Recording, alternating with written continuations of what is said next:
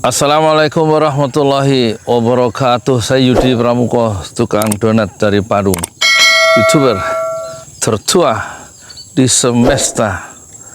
Alhamdulillah, wassalatu wassalamu ala rasulillah. Gimana penonton, sehat semua ya? Oh, udah kelihatan nih dinasti politiknya. Semoga sehat yang sakit ya. Kami doakan supaya sembuh ya. Barang yang paling mahal di dunia ini adalah kesehatan ya. Kata para ulama, sehat itu pokok ya, segala nikmat ya. As-sihah itu, kesehatan itu usulun ni'am. Asal usul atau dasar dari semua nikmat itu sehat. Kalau sakit ya banyak yang nggak bisa kita kerjakan ya, kecuali merintih, berdoa, tobat ya. Semoga yang sehat cepat sembuh ya. Yang belum sholat, yang masih ragu-ragu untuk menyembah Allah ya, jangan habiskan usia ya. Kata Ustadz Dery, hidup itu di dunia ini tempat kita meninggal ya, bukan tempat tinggal kita ya. Jadi nanti kalau udah di akhirat nggak usah sholat lagi, di dunia ini sholat ya. Kalau sakit sholat ya. Sehat sholat, sibuk sholat, waktu perang sholat, nggak ada yang bisa ditinggalkan dengan segala situasi untuk laki-laki, kecuali buat wanita yang kalau nifas dan haid ya. Tapi kalau laki-laki sholat, jangan sampai nanti nikmatnya ibadah itu dicabut sama Allah. Ada banyak orang yang badannya sehat ya, suka seminggu 3 kali 2 kali dia nge-gym ya, sehat badannya, tapi nggak ditakdirkan Allah, nggak dikasih izin untuk nikmat sujud, nikmat ruku. Sehat nggak bisa sujud ya, sehat badannya nggak bisa ruku, tapi dia coba itu. Moga-moga kita terlindung ya dari situasi sehingga kita tidak bisa sujud ya. Sujud itu membuat banyak sujud, banyak sholat, membuat kita itu menjadi teman Rasulullah di surga ya. Ya Abu Firas, jika kamu, dalam satu hadis, jika kamu memang ingin benar-benar jadi temanku di surga, fa'ini ala nafsika bi kathratis sujud, kata Rasulullah. Coba tolonglah aku ya Abu Firas, dengan cara kamu memperbanyak sujud. Dengan memperbanyak sujud itulah kamu menjadi temanku di surga, kata Rasulullah begitu ya.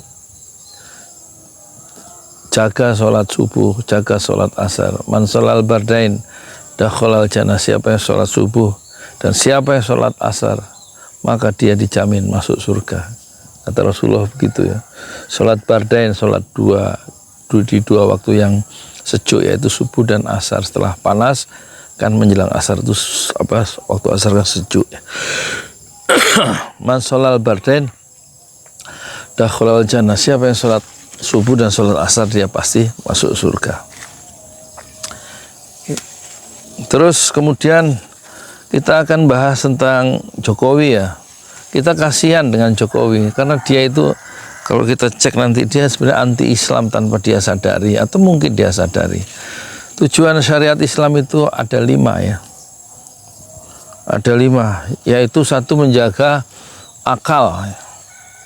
Menjaga akal, supaya akal itu berkembang optimum. Rakyat akalnya harus sempurna, harus berkembang ya, secara sempurna. Dan itu pemerintah harus membuat kebijakan-kebijakan yang membuat akalnya rakyat itu sempurna. Jangan tugas pengembangan akal, pengembangan intelektualisme itu diserahkan ke Rocky Gerung ya. Akal sehat ya, akal harus sehat ya. Sekarang malah untuk mahasiswa ada kebijakan UKT. Apa itu UKT? Uang kuliah tunggal kalau, dan itu naiknya berlipat-lipat. Itu membuat orang tua tercekik, dan mahasiswa yang ingin meraih pendidikan tinggi menjadi mundur teratur karena nggak punya uang ya, karena kebijakan UKT. Nah, ini kebijakan UKT ini zaman Jokowi, karena dia kan bagian dari kebijakan kampus merdeka kan, UKT itu, karena ada badan hukumnya, yaitu PTNBH ya, Perguruan Tinggi Negeri Berbadan Hukum. Nah, kemudian dengan alasan PTNBH dan kampus merdeka itu, yang menterinya Nadiem Makarim itu, yang juga ikut-ikut minta maaf setelah bikin susah pendidikan di Indonesia, ya kan, itu membuat biaya kuliah jadi tinggi. Ini harus dihentikan ya. Untuk apa? Ya untuk memberikan peluang akal rakyat itu bukan merdeka tapi berkembang ya, dengan asupan gizi pendidikan yang memang dinikmati oleh seluruh masyarakat. Harusnya kan sampai perguruan tinggi seperti di Brunei gitu, dari lahir sampai perguruan tinggi, atau seperti di Arab itu gratis. Ini mah kan dikorupsi sih uangnya, ya kan, dikorupsi. Sekarang uang dana bos mau diambil lagi untuk uang makan siang, uang makan bergizi. Jadi ini nggak benar, ini kebijakan-kebijakan yang melemahkan akal. Apalagi ada LPDP, beasiswa. Ya untuk orang-orang yang lolos tes itu dapat LPDP. Biasanya yang lolos tes orang-orang yang punya kesempatan, lahir dari keluarga kaya, punya pendidikan tinggi, bisa ikut kursus dan lulus TOEFL apa IELTS gitu kan. Jadi lolos lagi LPDP, dapat duit lagi dari pemerintah. Sementara orang yang kemampuannya terbatas, sekolahnya pas-pasan, perguruan tinggi juga susah duitnya, ya nggak dapat peluang untuk LPDP. Jadi beasiswa harus diperbanyak dan dipermudah, bukan hanya lewat LPDP. Justru mungkin harus dibiayai oleh pemerintah itu S1, S2, S3 ke seluruh dunia ya. Tanpa tes nggak apa-apa, yang penting ada kemauan dan semangat berani untuk mengarungi kehidupan. Nanti setelah pulang ke Indonesia, setelah mereka lulus dari luar negeri dan bekerja di Indonesia, baru uang beasiswa dari pemerintah yang tanpa bunga itu, tanpa riba itu dibayar mencicil.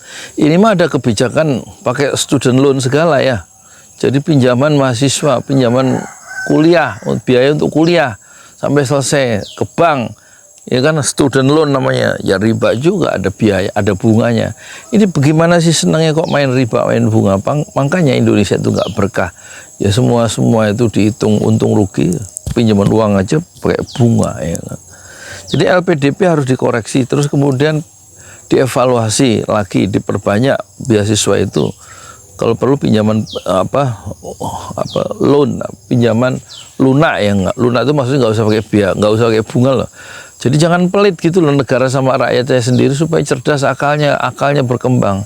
Itu tujuan syariat Islam adalah menjaga akal ya, supaya dia bisa long life education, belajar terus sepanjang hayat supaya akalnya itu tidak mandek, berkembang terus ya sampai usia senja. Seperti Marissa Haque itu, lihat, sampai umur 62 masih ngajar, masih belajar terus ya.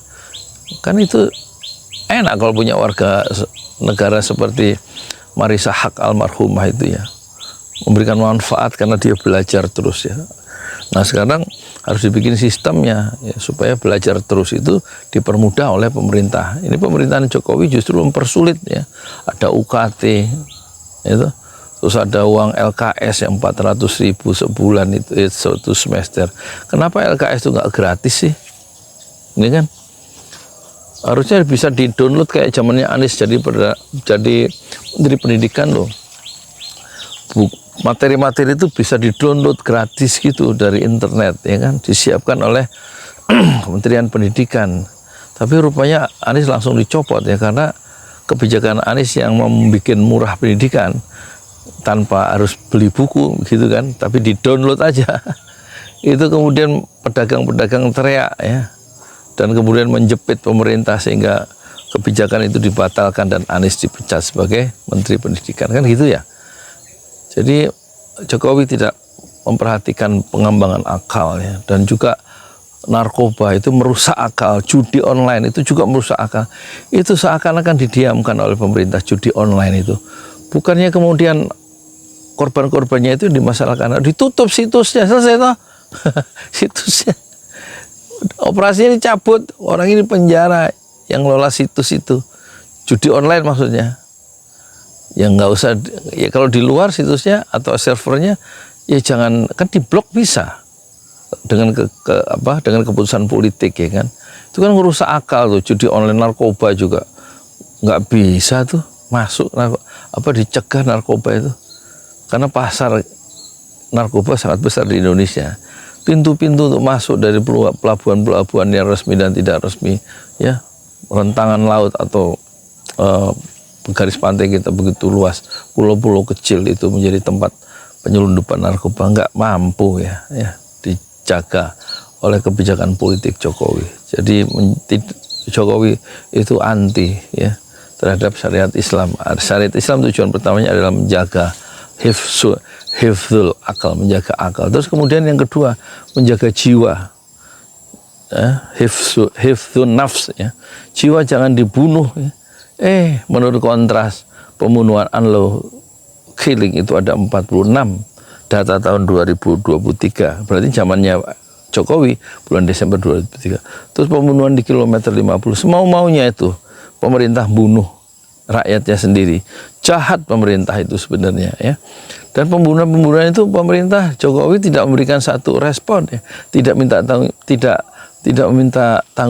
minta maaf terhadap pembunuhan itu, terhadap pembunuhan yang dilakukan oleh aparat ya kan, dan tidak memberikan santunan terhadap pembunuhan korban-korban itu. Dia mendiamkan satu proses menghilangkan nyawa itu. Saya sampai 46, belum yang luka-luka sampai ratusan kalau demonstrasi dikepruk sama polisi, menumpahkan darah. Itu kan nggak boleh dalam Islam. Jadi syariat Islam tujuannya adalah yang kedua adalah menjaga nafs, menjaga jiwa. Tapi zaman Jokowi, zaman rejim Jokowi, dia mencabut nyawa semau-maunya. Sampai ada 6 Laskar Front Pembela Islam yang 6 orang itu dicabut nyawanya dengan ditembak 19 peluru. Untuk 6 anak muda ditembak dari jarak dekat setelah mereka disiksa. Dan divonis lepas pembunuhnya, polisi Polda Metro Jaya itu, siapa itu, Rahman. Dan malah setelah divonis lepas, itu mereka bersujud syukur. Dia lupa. Dengan membunuh dia bersujud syukur, ya kan? Disangkanya Tuhan tuh bisa ditipunya.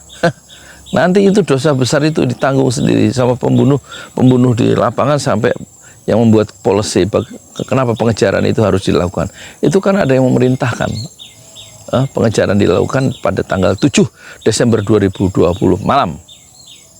Ya. Jadi yang kedua, Jokowi membiarkan pembunuhan itu terjadi di masa kepemimpinannya. Dan itulah kepemimpinan yang zalim. Yang ketiga, tujuan syariat Islam adalah hifzuddin, menjaga agama ya. Jangan sampai keluar masuk agama semau-maunya. Ada yang masuk Buddha dari Islam, ada dari Islam masuk Kristen. Ya. Murtad. Kalau menurut ulama, orang yang murtad maka faqtuluhu, bunuhlah ya. Keputusan hakim harus memberikan satu keputusan membunuh orang yang murtad ya. Agama jangan dinista-nista, ya kan, harus dijaga oleh pemerintah ya, secara politik. Jangan mudah-mudah ya, membiarkan orang yang pindah agama. Ini negeri Muslim terbesar di dunia, dan Jokowi tidak memperhatikan sama sekali persoalan agama itu. Ya, pengembangan agama, pengajian-pengajian malah ditutup. Dibiarkan pembubaran pengajian oleh kelompok-kelompok masyarakat tertentu karena kepentingan-kepentingan politik, ditutup, dibubarkan pengajian. Kan ini untuk mencerdaskan kehidupan bangsa lewat pengajian, lewat pendidikan, tapi tidak diperhatikan oleh pemerintahnya.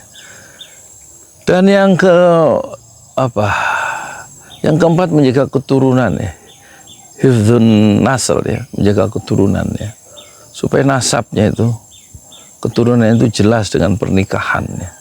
Perzinahan harus dihentikan oleh pemerintah.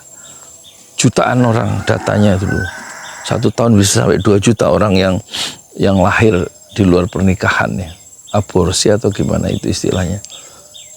Karena dipermudah pernikahan, biaya-biaya pernikahan dipermudah.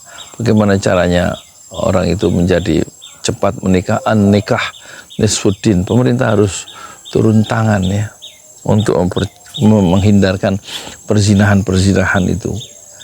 Yang lokalisasi tempat-tempat pelacuran itu harus ditutup, harus diberantas, harus betul-betul ada semacam kebijakan pemerintah yang keras ya terhadap panti-panti pijat plus dan lain-lain itu, atau tempat-tempat yang berselubung, pelacuran yang terselubung ya di tempat-tempat yang terhormat itu.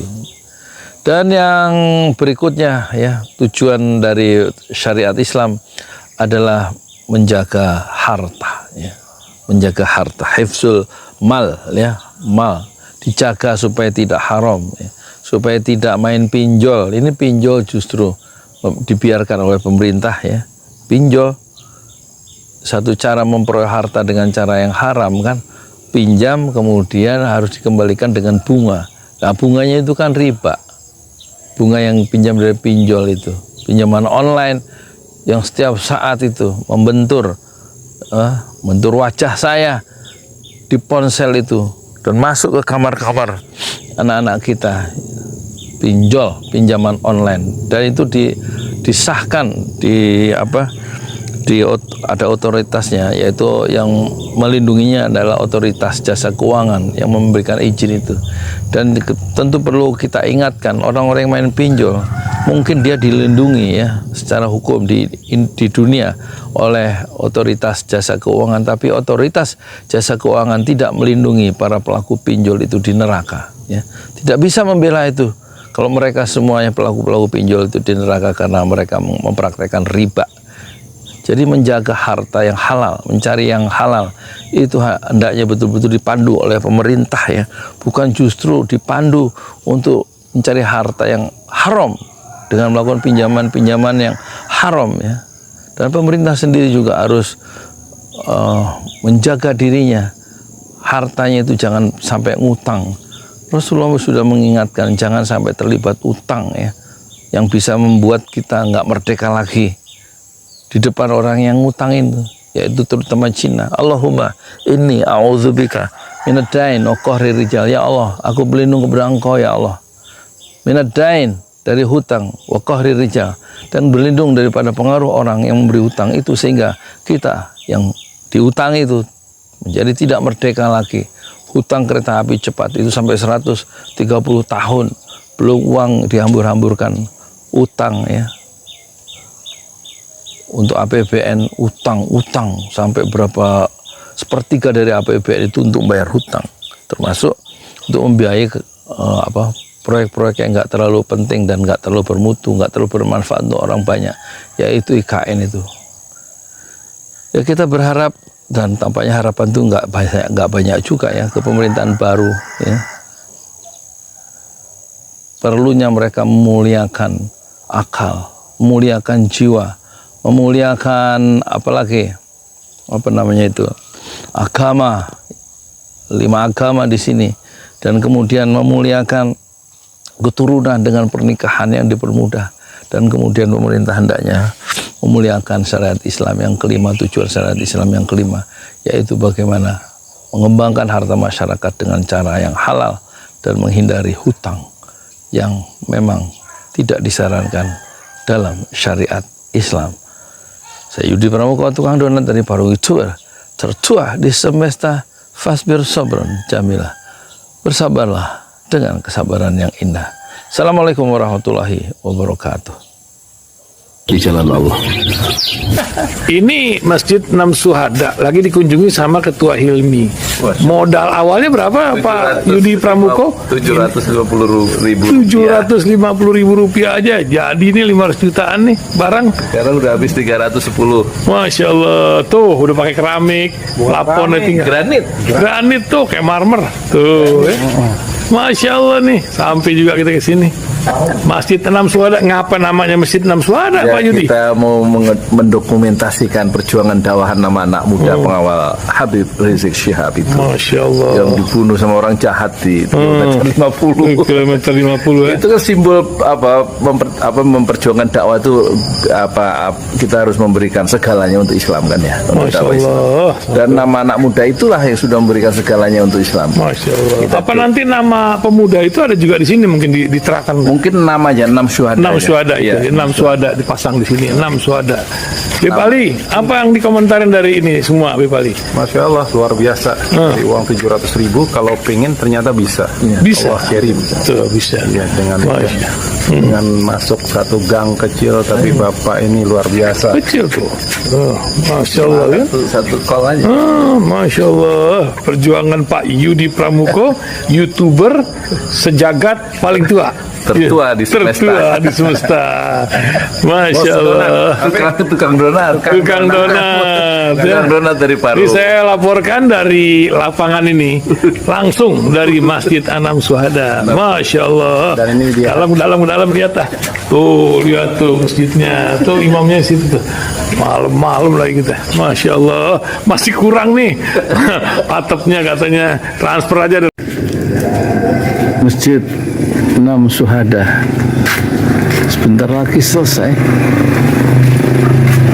Dinding lubang angin sebagian sudah terpasang, lantai 2 dan kemudian plafon termasuk lantai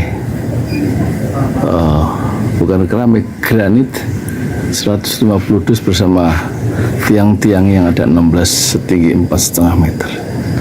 Kemudian finishing terakhir adalah tangga menjebol atap ya, lantai pertama untuk masuk ke lantai 2. Inilah Masjid Anam Syuhada. 2,5 tahun lalu dimulai pada 2 Agustus hari Senin 2021. Tinggal sedikit lagi insya Allah, dan lantainya dari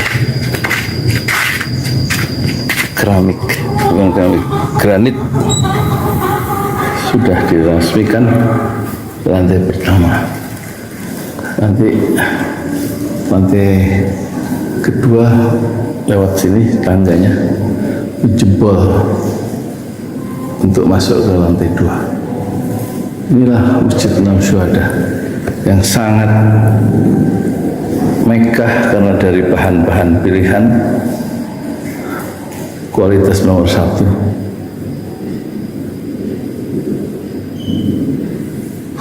Tinggal sekitar 80 juta lagi finishing lantai atas selesai insya Allah.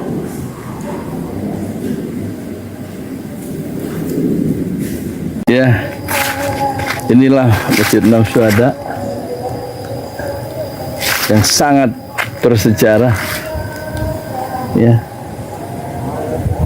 dalam sejarah dakwah Indonesia modern, insya Allah, karena ini dibangun dalam konteks kezaliman rejim penguasa yang sudah membunuh 6 santri dari front Laskar Front Pembela Islam, dan kita abadikan pengorbanan dan perjuangan dakwah mereka sehingga kita sebut namanya Masjid Anam Syuhada.